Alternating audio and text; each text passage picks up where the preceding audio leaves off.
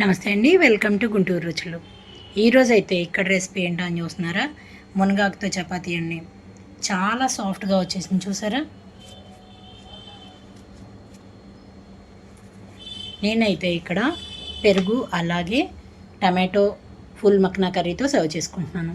మరి మీరు ఏ రెసిపీ అయినా సూపర్గా ఉంటుంది ఇందులోకి, నాన్ వెజ్ కానీ వెజ్ కానీ. మరి ఒక్కసారి అయితే ఈ విధంగా ట్రై చేసి చూడండి.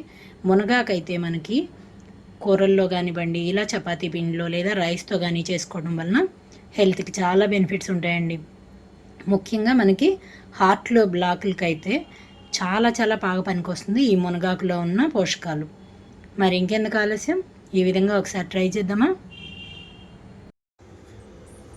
ఈరోజు అయితే ఇక్కడ రెసిపీ మునగాకుతో అండి. మునగాకుతో చపాతీ. నేనైతే ఆకులను డైరెక్ట్గా వేయకుండా చక్కగా గ్రైండ్ చేసుకొని వేసుకుంటున్నాను. పిండి అంతట్లో కూడా బాగా కలిసిపోతుంది కాబట్టి. మరి ఇక్కడ నేను మునగాకంతా క్లీన్ చేసి పెట్టినాను 1 కప్ వరకు. ఇక్కడైతే నేను 2 కప్పుల వరకు గోధుమ పిండి తీసుకున్నాను. దీంట్లోకి 2 పచ్చిమిరపకాయలు, ఒక 1 ఇంచ్ అల్లం ముక్క, 1 స్పూన్ వరకు జీలకర్ర తీసుకున్నాను. ఇక్కడ పిండిలోకి అయితే రుచికి తగినట్లుగా ముందే సాల్ట్ వేసేసుకుంటున్నాను. మిక్సీ జార్లోకి మునగాకు తీసుకుంటున్నాను. మునగాకు తీసుకోబోయే ముందే పచ్చిమిరపకాయలు అలాగే జీలకర్ర అల్లం కూడా వేసేస్తున్నాను.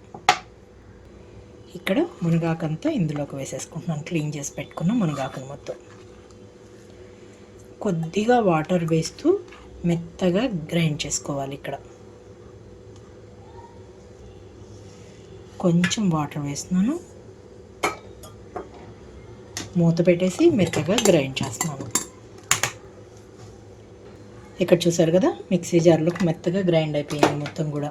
ఇదంతా పిండిలోకి తీసేసుకుంటున్నాను నేను ఇప్పుడు.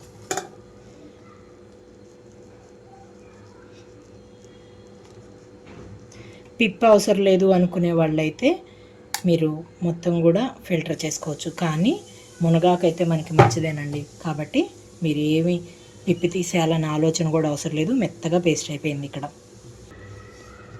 ఇప్పుడు ఈ మిక్సీ జార్లోనే కొంచెం వాటర్ వేసుకుంటున్నాను.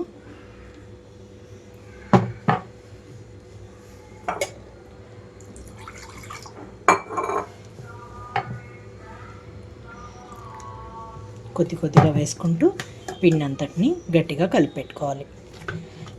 చూడండి, గట్టిగా పిండి అంతా కలుపుకున్న తర్వాత 1 స్పూన్ వరకు నేను నూనె వేసుకుంటున్నాను. మీరు నెయ్యి అయినా వేసుకోవచ్చు, బటర్తో అయినా కూడా కలుపుకోవచ్చు. 1 స్పూన్ వరకు నూనె వేసేసుకుంటున్నాను. నూనె కానీ నెయ్యి కానీ బటర్ కానీ వేసి కలపడం వలన చాలా స్మూత్గా అయిపోతుంది పిండి అంతా కూడా. చేతికి కూడా కొంచెం అంటకుండా వస్తుంది.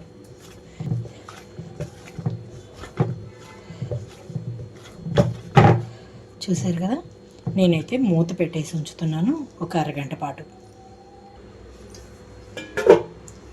ఇక్కడైతే అరగంట తర్వాత మూత తీసేస్తున్నాను. చూసారు కదా, ఇంకా సాఫ్ట్గా అయిపోయింది. నేను కావాల్సినంత సైజు వరకు ఉండలుగా తీసుకుంటున్నాను. ఇట్లా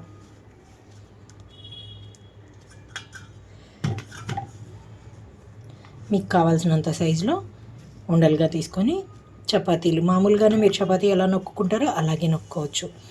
మీరు ఆకు డైరెక్ట్గా వేసుకునేటట్లయితే అందులోకి చాలామంది ఉల్లిపాయలు సన్నగా తరిగి కూడా వేసుకుంటున్నారు, అలా కూడా వేసుకోవచ్చు.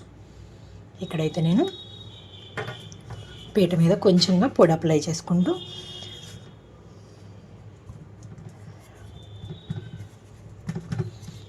ఇక్కడ నేను ఆకుకూర గ్రైండ్ చేసి కలిపాను కాబట్టి కొంచెం జిగురుగా అనిపిస్తుంది మీకు. కొంచెంగా మెల్లగా సాఫ్ట్గా వచ్చేలాగా చూసుకోవాలి. 2 వైపులా పొడి చల్లుతూనే ఇక్కడ మనం చపాతీ ఒత్తుకోవాలి.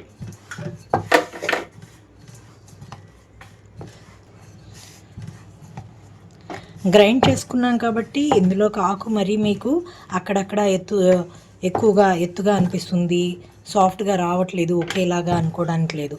నేను గ్రైండ్ చేసి వేసుకున్నాను కాబట్టి చక్కగా ఒకటే లెవెల్లో వస్తుంది చపాతీ మొత్తం కూడా. చూసారా? ఇప్పుడైతే పాన్ పెట్టుకుంటున్నాను. మిగిలిన పిండి అంతటితో కూడా చపాతీలు ఇలాగే చేసేసుకుంటున్నాను. మీకు ఈ షేప్ కూడా రౌండ్గా రాలేదు అనుకుంటే రౌండ్గా ఉన్న ప్లేట్తో ఏదైనా సరే కొంచెంగా ప్రెస్ చేస్తే చాలు, చక్కగా రౌండ్గా వచ్చేస్తుంది. మిగిలిన వేస్ట్ అంతా తీసుకొని మళ్ళీ మీరు తర్వాత చేసే చపాతీతో కలుపుకోవచ్చు. ఇక్కడైతే కొద్దిగా వాటర్ చల్లి చూస్తున్నాను. చూడండి, చపాతీ పెనం అంతా కూడా చక్కగా కాలిపోయింది. ఇప్పుడైతే నేను చేసి పెట్టుకున్న చపాతీ దీని మీద వేసేస్తున్నాను. హై ఫ్లేమ్లోనే ఉంచాను. ఇప్పుడు రెండు వైపులా ఒకసారి తిప్పుకున్న తర్వాతే ఆయిల్ వేస్తే చక్కగా కాలుతుంది.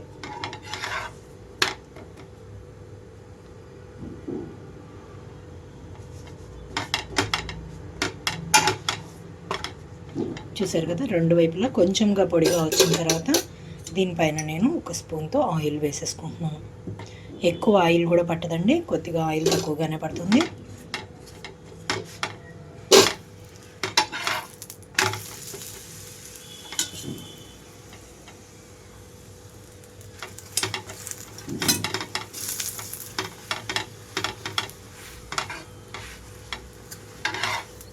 చూసారా, మీకు మామూలుగా చపాతీ చేసుకునే కన్నా ఇలా చక్కగా మునగాకు కానివ్వండి, మెంతాకు కానివ్వండి, పాలకూర కానివ్వండి, క్యారెట్, బీట్రూట్ వీటిని గ్రైండ్ చేసుకొని ఇలా చేసుకుంటే చక్కగా పోషకాలు కూడా అందుతాయి మీకు.